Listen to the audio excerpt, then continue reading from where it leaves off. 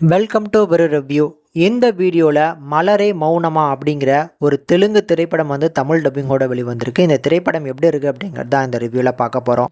Actually இந்த படத்தை நம்ம ஆல்ரெடி பார்த்து ரிவ்யூ பண்ணியிருக்கிறோம். இந்த படத்தோட தமிழ் டப்புக்கு ஏற்ற மாதிரி ஒரு தமிழ் டைட்டிலை கொடுத்து இப்போ யூடியூப்பில் இந்த படத்தை ரிலீஸ் பண்ணியிருக்கிறாங்க. ஸோ அதனால் நீங்கள் ஆல்ரெடி பார்த்துருந்தீங்க அப்படின்னா விட்டுருங்க, இல்லை பார்க்கல அப்படின்னா கண்டிப்பாக ட்ரை பண்ணி பாருங்கள்.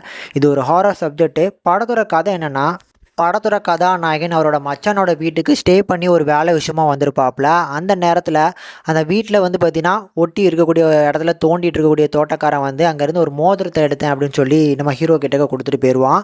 அந்த மோதிரத்தை நம்ம கதாநாயகன் போட்டதுக்கப்புறம் ஒரு சில பிரச்சனைகள் வருது. அந்த பிரச்சனை தான் பார்த்தீங்கன்னா கிட்டத்தட்ட ஒரு பெரிய விஷயம். எந்த மாதிரி அந்த பிரச்சனை ஸ்டார்ட் ஆகும் அப்படின்னா, படத்தில் நம்ம கதாநாயகன் அவரோட ரூமை, நம்ம மச்சானோட ரூமை திறந்து பார்க்கும்போது மச்சான் இறந்து கிடக்கிற மாதிரி இருக்கும்.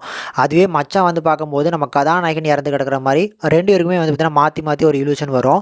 உண்மைக்கும் இங்கே இறந்து கிடக்கிறது யார், இந்த மோதிரத்தை போட்டதுக்கப்புறம் எதனால் இந்த மாதிரி நடக்குது, இந்த மோதிரம் யாருடைய மோதிரம், இது எல்லாத்தையுமே அழகாக சொல்லக்கூடிய ஒரு படமாக எடுத்திருப்பாங்க. இந்த படத்தை பொறுத்தளவுக்கு கண்டென்ட் வைஸ் பார்த்தீங்கன்னா ஒரு சூப்பரான படம். ஒரு நல்ல ஹாரர் சப்ஜெக்ட்டுக்கு ஏற்ற மாதிரியான ஒரு கண்டென்ட் கூட சொல்லலாம். But execution and production value கொஞ்சம் அடி வாங்கியிருக்கிறதுனால ஒரு சில காட்சிகள்லாம் பார்த்தீங்கன்னா இன்னமும் சுவாரஸ்யமாக வந்திருக்கக்கூடிய ஒரு காட்சிகள். ஆனால் பார்த்தீங்கன்னா ப்ரொடக்ஷன் வேல்யூனால அது சுமாராக தான் வந்திருக்கும். முக்கியமாக மோதிரத்தை போட்டதுக்கப்புறம் வரக்கூடிய இந்த இல்யூஷன்ஸ் எல்லாம் இன்னும் கொஞ்சம் பார்த்தீங்கன்னா பட்ஜெட் ஃப்ரெண்ட்லியாக இருந்துச்சு அப்படின்னா பார்க்கறதுக்கு சூப்பராக பண்ணியிருக்கலாம். ஏன்னா சில இடங்களில் சிஜிலாம் அந்த பயம்படுத்துகிற மாதிரியான போர்ஷன்ஸ்லாம் பார்த்தீங்கன்னா மொக்கையாக இருந்துச்சு. பிஜிஎமும் இன்னும் கொஞ்சம் பார்த்தீங்கன்னா நல்லா சூப்பராக போட்டிருந்தா இன்னும் கொஞ்சம் எஃபெக்டிவாக நல்லா இருந்திருக்கும். கொஞ்சம் சுமாரான பிஜிஎம்ஸ் தான் இதில். பத்தாவது குறைக்கு ஃபஸ்ட் ஆஃப் முடியதுக்குள்ளேயே சாங்கு மேலே சாங் பார்த்தீங்கன்னா போட்டு தள்ளுவாங்க. தென் படத்தோட கதை என்ன அப்படிங்கிறதே உங்களுக்கு இன்ட்ரோலுக்கு அப்புறம் தான் தெரிய வரும். அந்த இன்ட்ரோலில் ஒரு பெரிய ட்விஸ்ட் கொடுக்குற மாதிரி ஒரு விஷயம் பண்ணியிருப்பாங்க. அது நல்லா இருந்துச்சு. ஸோ படத்தோட செகண்ட் ஹாஃபில் தான் படமே இருக்குது அப்படின்னு சொல்லுவேன். அதனால் ஃபஸ்ட் ஹாஃப் வரைக்கும் கொஞ்சம் சலிச்சுக்கிட்டு பார்க்குற மாதிரி இருக்கும். கொஞ்சம் ட்ரை பண்ணி பாருங்கள், நல்லாயிருக்கும்.